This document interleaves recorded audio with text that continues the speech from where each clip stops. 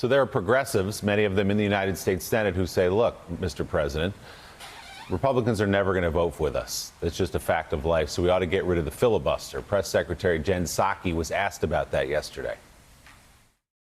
The president's preference is not to get rid of the filibuster. Look at what we've been able to accomplish in the last 6 weeks.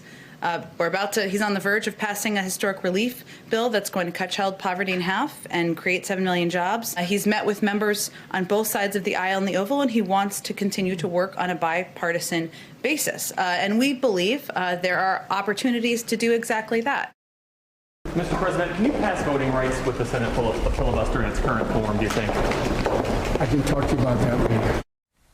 So, Gene, progressives say that, look, this process that we're living through right now is evidence that you should get rid of the filibuster, because if you can't get Republicans to work with you on a bill that gives money to their own constituents, that helps them get out from this avalanche of the last year under the restrictions of COVID and all the economic crisis that has flowed from it, they're never going to work with you. So you might as well plow through and get rid of the filibuster. What do you make of that? Is there enough support for that? Well, it doesn't seem that there is. I mean, Joe Manchin, Kristen Sinema, probably Dianne Feinstein, some other Democrats in the Senate are not willing to just get rid of the filibuster. So that seems to be, taking that final step seems to be beyond the pale of possibility at this point. However, I think there more easily could be reform of the filibuster, change of the filibuster to make, for example, the minority that wants to filibuster bill actually filibuster the bill, actually stand up there and talk for theoretically forever until the majority gives up. There are ways to sort of flip the filibuster instead of requiring that 60 senators be there to vote to end debate and to go ahead and vote on a bill.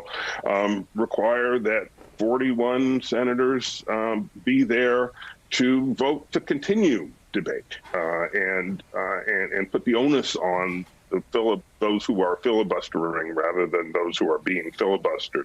That's an intermediate step that I think you could get the Democratic majority to go.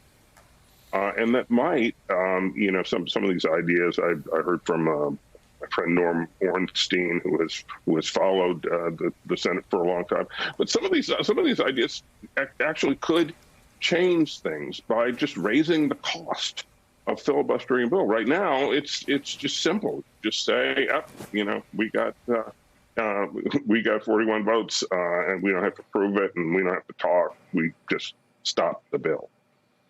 Yeah, Norm Ornstein's column in the Post was positive, and it's a good way forward. It certainly is a good first step where you make people who want to filibuster, you make them stand up, do their Mr. Smith goes to Washington routine, and keep them talking until they can't talk anymore. I mean, it's go back, and again, this whole idea that the filibuster is sacrosanct and goes back to America's founding is just absolutely ridiculous. It's not.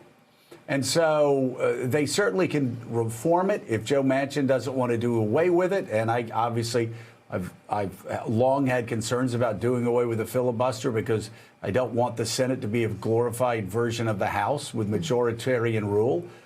But at the same time, they've got to make it a lot tougher. Thank you. Thank you. Thank you. Thank you very much. Thank all of you out there. Thank you as always. Thanks to at home. Thanks for watching. Thank you so much for letting us into your homes during these extraordinary times.